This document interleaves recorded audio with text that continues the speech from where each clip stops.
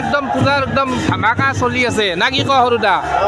আৰু মানে এতিয়া পুৰা ডেন্স হ'ব হিপ হপ ডেন্স আমি একেলগে ডেন্স কৰিম সৰুদাৰ লগত না মিলন কি কোৱা এতিয়া চাই থাকিব না কি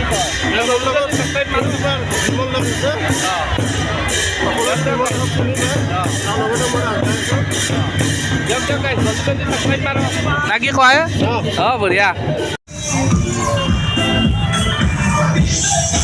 এবার আছে না